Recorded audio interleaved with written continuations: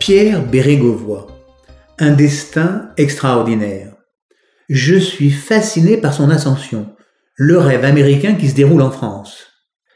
Fils d'un émigré ukrainien pris en charge par sa grand-mère maternelle, il obtient en 1937 son certificat d'études, puis en 1941, il obtient son brevet d'enseignement industriel. Il est donc en possession d'un CAP d'ajusteur doublé d'un CAP de dessinateur industriel. Un peu plus tard, il rentre sur concours à la SNCF et, parallèlement, il entre dans la Résistance, nous sommes en 1942. En 1950, c'est-à-dire à 25 ans, il rentre chez Gaz de France comme agent technico-commercial. En 1978, il est le directeur adjoint à Gaz de France. Dès 1974, son engagement politique lui permet de participer à la campagne présidentielle de François Mitterrand. Alors, c'est l'ascension. Il devient successivement secrétaire général de la présidence de la République, ministre des Affaires sociales et de la Solidarité nationale, ministre de l'économie, des finances et du budget, ministre de la Défense pour devenir Premier ministre de la France après Édith Cresson. Alors, il y a les anecdotes, et notamment la fois où Pierre Bérégovoy a brandi une page dactylographiée et a lancé à qui l'écoutait « J'ai ici une liste de personnalités dont je pourrais parler ». Il s'agissait d'une histoire de fausse facture, mais essayons de retrouver cet extrait. Allons sur Google et inscrivons Pierre Bérégovoy, page dactylographiée.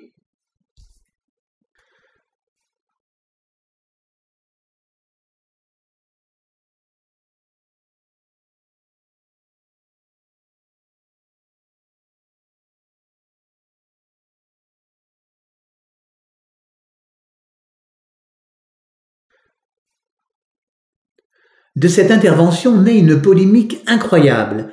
Pierre Bérégovoy lutte contre la corruption pendant que le Canard enchaîné, en 1993, révèle toute une ribambelle de mises en cause. Les affaires fusent.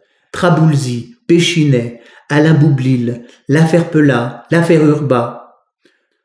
Quoi qu'il en soit, Pierre Bérégovoy aurait obtenu un prêt d'1 million de francs sans intérêt, lui ayant permis d'acheter un appartement dans le 16e arrondissement. Scandale, confusion, tohu-bohu, une vraie fête pour les journalistes. Pour au final s'apercevoir qu'il n'y a eu aucune action judiciaire engagée contre Pierre Bérégovoy. Sa croisade contre la corruption apparaît politiquement minée par ces affaires.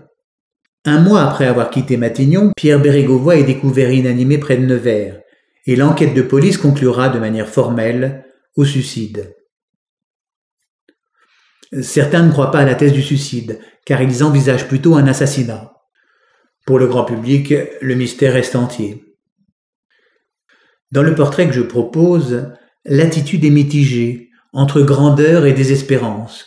Je n'ai bien sûr aucune information, mais j'ai envie de garder, comme il a souvent été rappelé, l'idée du scénario hypothétique d'un homme à qui on a fait payer son origine modeste. Cette image est structurée de figures géométriques planes, dont chacune d'elles est formée de lignes brisées fermées, c'est-à-dire une suite cyclique de segments consécutifs, le polygone, élément structurel de ma proposition. La dislocation des éléments constitutifs de l'image ressemble à l'instantané d'une explosion, comme l'explosion d'un miroir dont chaque brisure formerait de nouveaux reflets. Pour moi, cette mise en forme exprime une nouvelle perception de la connaissance, une connaissance constituée d'éléments qui ne permettrait plus de relier les idées entre elles. J'ai toute la connaissance du monde dans mon smartphone, mais qu'en faire? J'espère vous retrouver dans d'autres vidéogrammes pour vous présenter d'autres personnages, d'autres anecdotes et m'attarder sur la partie art plastique et la relation à l'approximation.